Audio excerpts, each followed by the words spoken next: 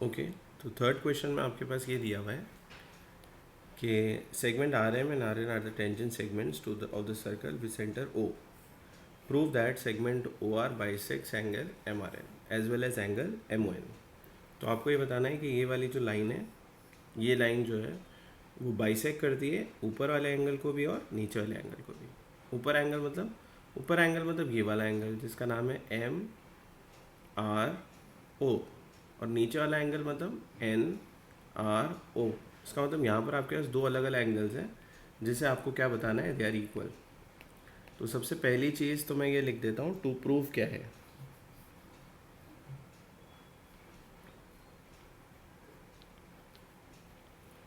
तो to prove में आप देखेंगे उसने आपसे ये कहा है कि आपको बताना है कि segment O R bisects angle M R N and angle M O N. तो आपको दिखेगा कि आपके पास दो एंगल्स हैं और उन दोनों एंगल्स को हमें क्या बताना है कि हमारी जो लाइन है वो क्या कर रही है, बाइसेक्ट कर रही है. कौन सी लाइन बाइसेक्ट कर रही है, तो उस लाइन का नाम है लाइन ओ आर. कौन सा एंगल्स को बाइसेक्ट कर रही है, तो एक एंगल है इधर, इस एंगल का नाम है एम ओ एन. दूसरा एंगल आपको दिखेगा उस तरफ, इस एंगल का नाम मेरे पास क्या है, एम आर एन.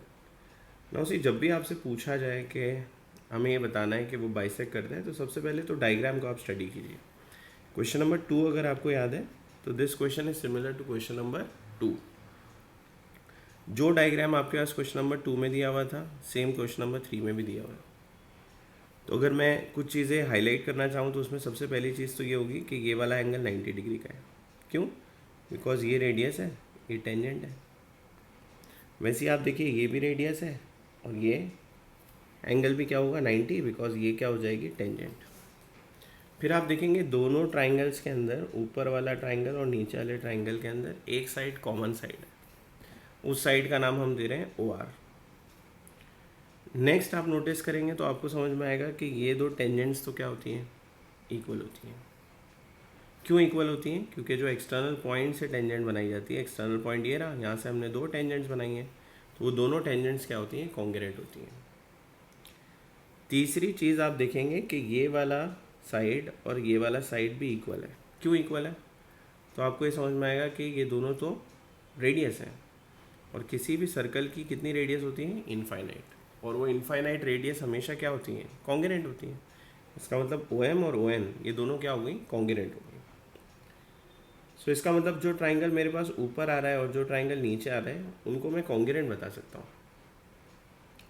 तो सपोज़ कीजिए अगर हमने ऊपर वाले ट्राइंगल और नीचे वाले ट्राइंगल को कॉन्ग्रुएंट बताना है तो हम शुरू कैसे कर सकते हैं, तो हम लिख रहे हैं प्रूफ.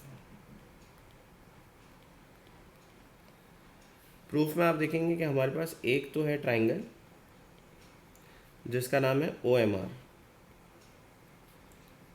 एक है ट्राइंगल जिसका नाम है ओ एन आर, है ना. एक ट्राइंगल है ओ एम और R, hope you can see, O M R, है ना, ये ट्राइंगल.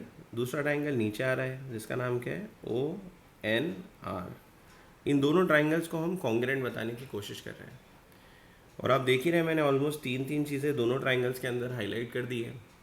तो आपको ये समझ में आएगा कि ऊपर वाले ट्राइंगल के तीन साइड, नीचे वाले ट्राइंगल के तीन साइड के क्या है, कॉन्ग्रुएंट है. ओके, ना हाउ टू राइट दैट.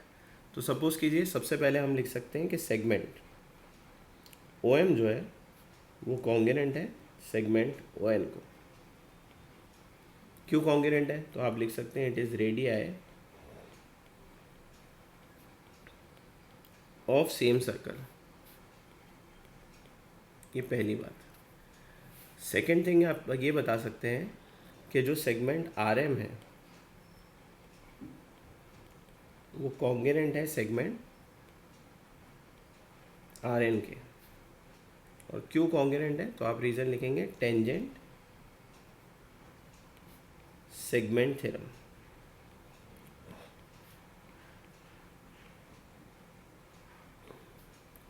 तीसरी चीज़ आप ये बता सकते हैं कि हमारे पास एक साइड जो है वो दोनों में कॉन्ग्रुएंट है. तो मैं लिख सकता हूँ segment O R is congruent to segment O R. और इसका क्या रीज़न हो सकता है, तो हम लिख सकते हैं कॉमन साइड। तो अब आपको दिखेगा कि मेरे पास दो ट्राइंगल्स में से तीन चीज़ें हमने क्या बता दी हैं, कॉन्ग्रेंट बता दी हैं। और अगर ऐसा हो जाता है तो हम ये बोल सकते हैं कि ट्राइंगल ओ एम आर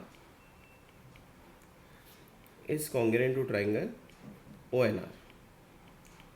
और कौन से टेस्ट से वो कॉन्ग्रेंट है, तो हम लिख सकते हैं बाय SSS टेस्ट। अब बहुत सारे स्टूडेंट सोच रहे होंगे कि सर आप कॉन्ग्रेंट क्यों बता रहे हैं, उसने तो पूछा ही नहीं आपको कॉन्ग्रेंट बताने के लिए।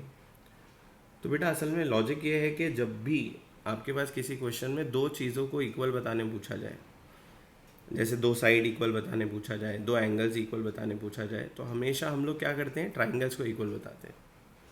तो एंगल्स इक्वल बताने कहाँ बोला था, उसने बोला था बाइसेक करता है क्या।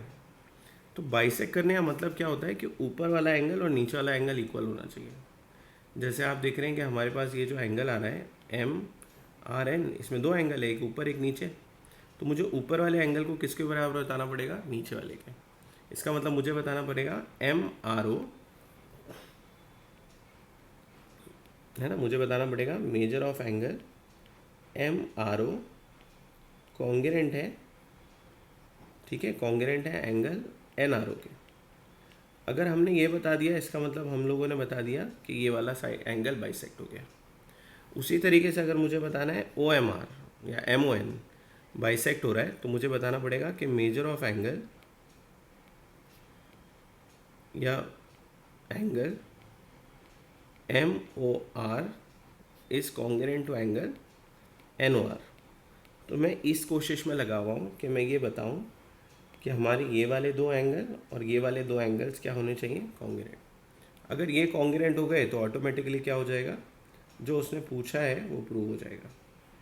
ओके, सो अब क्या एडवांटेज हुआ, जब आपने दो ट्राइंगल्स को कॉन्ग्रेंट बता दिया तो उनका हर एंगल एक दूसरे के कॉन्ग्रेंट हो गया। कौन सा एंगल, करस्पॉन्डिंग एंगल। तो आपको दिखेगा यहाँ पर एंगल हो, यहाँ पर एंगल हो, तो ये दोनों एंगल्स हो क्या हो जाएंगे, कॉन्ग्रेंट। OMR में मतलब OMR मतलब ऊपर वाला ट्राइंगल, उसमें एंगल हो मतलब ये एंगल। इसे आप कैसे पढ़ेंगे, तो आप पढ़ेंगे MOR। और नीचे वाले ट्राइंगल में जो एंगल O है उसको आप कैसे पढ़ेंगे, NOR। तो आई एम राइटिंग दिस। अब मैं लिख सकता हूँ कि मेजर ऑफ एंगल या एंगल एंगल O को लिखना कैसे है, तो हम लिख सकते हैं कि angle MOR is congruent to angle NOR। Similarly हम ये बता सकते हैं कि ऊपर वाले ट्राइंगल का एंगल R, ऊपर वाले ट्राइंगल का एंगल, ये देखिए R, ये कॉन्ग्रेंट है, ये R इस R के, ये M इस N के, और O और O भी क्या हो जाएगा, कॉन्ग्रेंट। तो एंगल R को आप कैसे पढ़ेंगे, तो अगर आप यहाँ देखें तो आपको दिखेगा एंगल R ऊपर वाले ट्राइंगल में पढ़ा जाएगा MRO से, MRO से। तो MRO अगर मैं लिखूं तो मैं लिख सकता हूँ angle MRO is congruent to angle NRO। और ये दोनों के लिए रीज़न लिखा जाता है corresponding side of congruent triangle. Okay, तो अब जैसे ही आपने ये दोनों चीज़ें प्रूव कर दी कि ये दोनों एंगल्स इक्वल हैं, तो अब बेटा आप लिख सकते हैं कि therefore segment OR bisects angle MRN and angle MON। ठीक है, हेंस प्रूव्ड। बस इतना ही आपको करना है। होप आपको क्लियरली समझ में आ गया। Thank you.